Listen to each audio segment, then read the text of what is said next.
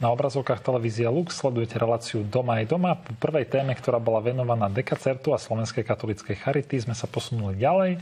Keďže sa nachádzame v Banskej Bystrici, budeme sa rozprávať o podujatí, ktoré sa uskutoční v tejto diecéze v mesiaci máj. A bude to púť rodín, môžem povedať, že diecézna púť rodín. A ja som veľmi rád, že v štúdiu mám teda hostia, ktorý sa pastorácii rodín venuje už niekoľko rokov. Je to riaditeľ diecézneho pastoračného centra pre rodinu Banskobystrickej diecézy, kňaz otec Marek Iskra. Marek, vitaj. Príjemný dobrý večer. A budeme hovoriť o pastorácii rodín. Mali sme tu mať aj pani Janu Siekelovú, ale práve tie rodinné povinnosti niekedy spôsobia to, že sa do relácie nedá prísť, takže ju takto na diaľku pozdravujeme a aj ospravedlňujeme a budeme sa teda o téme rozprávať s otcom Marekom. Prvá taká možno otázka, ktorá nám povie trošku aj o histórii a o minulosti. Ako vôbec vznikol ten nápad organizovať púte, stretnutia rodín? Kde vznikla tá myšlienka? Možno aj ktorý pápež je za ňou? No, ja si myslím, že téma rodiny je tak stará ako kresťanstvo. Však Ježiš prišiel do rodiny Márie Jozefa a celých prvých 300 rokov žila cirkev práve v rodinách. No a o tom, že dôležité je navrátiť sa aj k tomuto modelu, práve hovoril Jan Pavol II. A keď už celý jeho pontifikát, a keď aj Organizácia spojených národov dokonca niekedy v roku 1993 vyhlásila 15. maj za Medzinárodný deň rodiny, aj celý rok potom 94 za rok rodiny, tak Jan Paul II napísal list a povedal: kresťania, toto si všimnite, toto je dôležité. A preto od roku 94 sa každoročne slávi Deň rodiny. No a vo viacerých mestách Fórum kresťanských inštitúcií 16 rokov organizuje teraz, alebo teda rôzni partneri, ale zastrešený Fórum kresťanských organizácií. Sme organizovali Deň rodiny v väčších alebo menších mestách, rôznych farnostiach a podujatiach. Ale je pravda, že organizovať niekedy aj veľký deň rodiny v spolupráci s mestom, mestským úradom je niekedy mimoriadne náročné a ťažké. Takže priznávame, že viac menej tento formát Dňa rodiny v spolupráci s mestom, akokoľvek dobrý a potrebný, je nad naše síly niekedy a náročný. A preto sme nechceli opomenúť Deň rodiny. A vlastne taký formát, ktorý je zase zvládnutelný, tak sme pozvali rodiny diecézy teraz, tento rok tu v našej Banskobystrickej diecézy na púť rodín na Staré hory, na spoločné stretnutie, modlitbu, stretnutie aj medzi samotnými rodinami, kde by sa tá téma rodiny nasvietila oveľa viac a možno ešte aj tak hlbšie, ako sa to niekedy podarí na tých dňoch rodinách v rámci voľnočasových a tej spolupráci s mestom, čo je veľmi dôležité. Aj tento rok máme motto celoslovenské: stojí to za to, rodina nie je problém, ale je to dar, ktorý dal Boh ľudstvu, aj cirkev je základnou bunkou spoločnosti, ale aj cirkvi, farnosti. Takže rodina nie je problém, ale dar, stojí to za to zaoberať sa touto témou. Nechceme to opomenúť. No a u nás v Banskobystrickej diecézi teda 18. mája pozývame na Staré hory. A keď možno tak ešte pár dní, dokým sa podujatie uskutoční, určite sa stretávate ako organizátori. Kto všetko je možno zapojený okrem teba? Spomínali sme Janku Siekelovú. Kto všetko vám možno pomáha? Lebo aj keď len púť, ale predsa len tá príprava je dôležitá a zahŕňa mnoho aspektov. Áno, tak sú to také vybrané rodiny z celej diecézy. Máme asi tých 10 podchytených rôznych manželských párov, ktoré už v minulosti nejakým spôsobom aj spolupracovali, či už teda s Centrom pre rodinu Banskobystrickej diecézy, alebo pani Siekelová má svoje vlastné občianske združenie Femina, takže aj v rámci tých aktivít občianskych sa nachádzajú vždy nejakí ochotní dobrovoľníci, ktorým to nie je ľahostajné, celá tá oblasť manželstva a rodiny. No a áno, tak celá púť, ako myslím si, že množstvo aktivít dneska sa organizuje najmä cez teda virtuálne rozhovory, cez videokonferenčné rozhovory a delegujú sa rôzne oblasti, ktorých čo kto má zariadiť, či teda propagáciu, konkrétne vstupy, katechézky detí alebo možno také voľnočasové aktivity na poobedie, katechézu pre rodičov, samotnú svätú omšu samozrejme. Takže zhruba ten mesiac a pol na tom už tak pracujeme od začiatku asi teda marca, aby toto stretnutie v máji sa teda mohlo uskutočniť v takej pohode. No.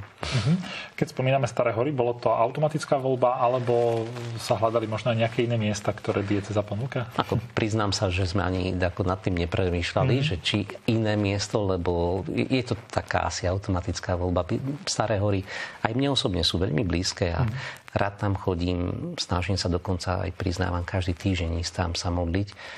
A myslím si, že je to také miesto naozaj srdcom púti našej diecézy je obrovským darom. A možno práve aj to, čo mnohí z nás, aj čo myslím si, že sme takí aktívnejší v diecéze, cítime my na Starých horách posilu. Chceme aj odovzdať ako také posolstvo aj tým rodinám, že určite mnohé rodiny prechádzajú ťažkosťami. Však to je bez debaty. A napriek tomu, čo chceme dvakrát počiarknúť, že rodina nie je problém, nie je to ťažkosť, ale že to je dar. A samozrejme, že tie ťažkosti, ktoré sú súčasťou, treba jednoducho naučiť sa prekonávať. A to je otázka viery, otázka nádeje, práve aj modlitby Panny Márie a jednoty, ktorú vytvára Boh cez sviatosť manželstva. Keď sme spomenuli dátum, ten už máme teda jasný 18. máj, a čo všetko prinesie program, ak by si mohol tak trochu prezradiť zo zákulisia, na čo všetko sa pútnici, ktorí nás aj teraz sledujú a rozhodnú sa prísť na Staré hory, môžu tešiť? No v prvom rade ten dátum súvisí najmä s tým dňom rodiny 15. maj. Ten je medzinárodne stanovený a teda najbližší víkend 18. je sobota, 19. nedeľa.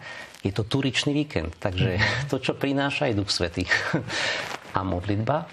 A myslím si, že Duch Svätý je veľkým priateľom každého sviatostného stavu, posvetného stavu, či kňazstva, či manželstva. Za to chceme ďakovať v prvom rade. A za to sa aj modliť, aby Duch Svätý zostúpil na nás, ako kňazov, slúžiacich manželom, rodinám, ale nie v zmysle teda, že robíme len servis rodinám, ale aby sa rodiny stali centrom našej pastorácie, aby sa stali miestom našej evangelizačnej činnosti alebo zdrojom, z ktorého viera vyteká.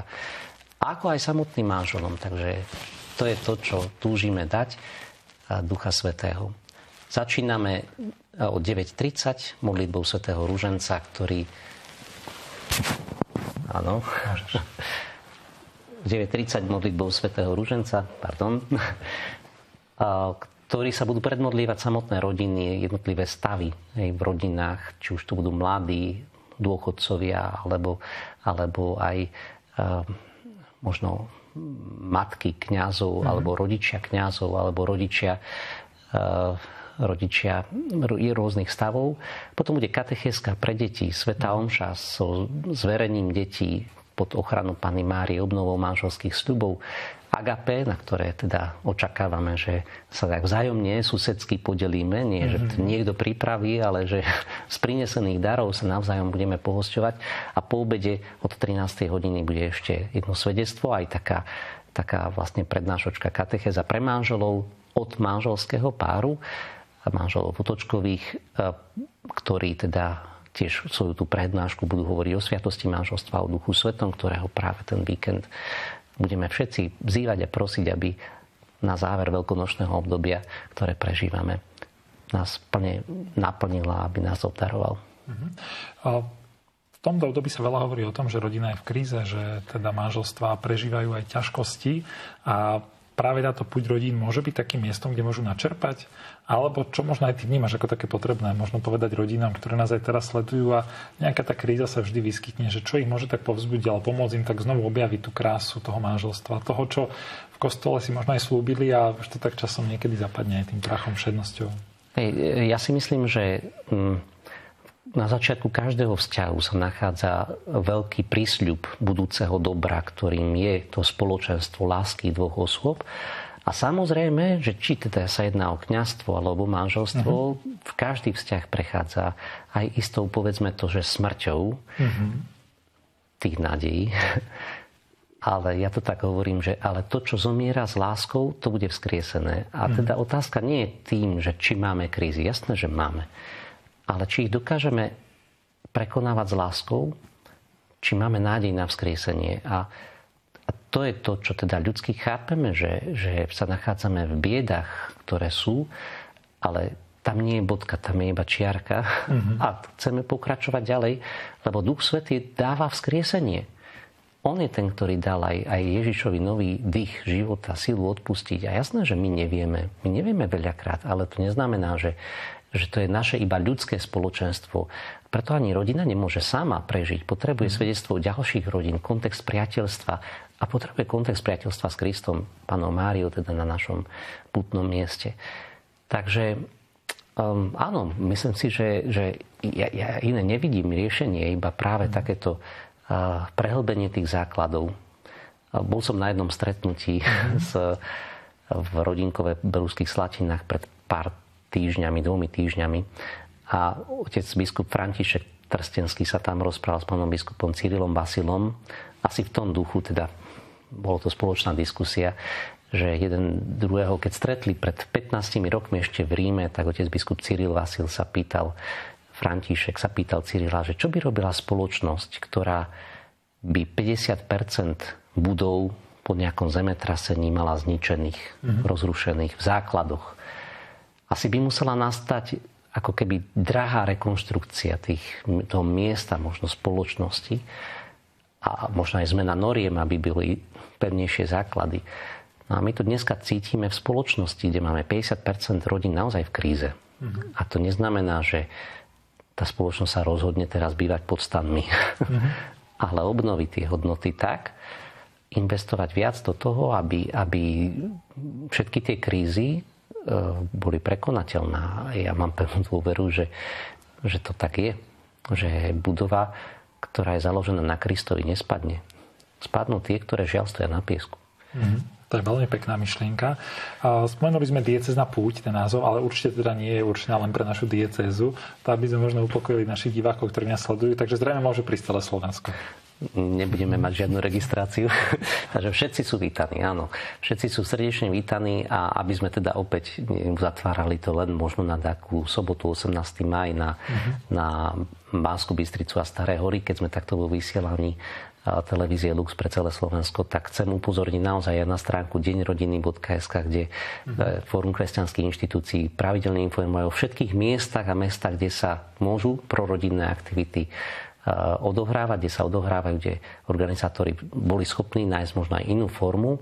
U nás v Banskobystrickej diecéze pozývame na púť rodín všetkých, ktorí to majú blízko alebo ďaleko, to je jedno. Marek, veľmi pekne ďakujem za tvoje rozprávanie aj teda pozvánku. Ja som veľmi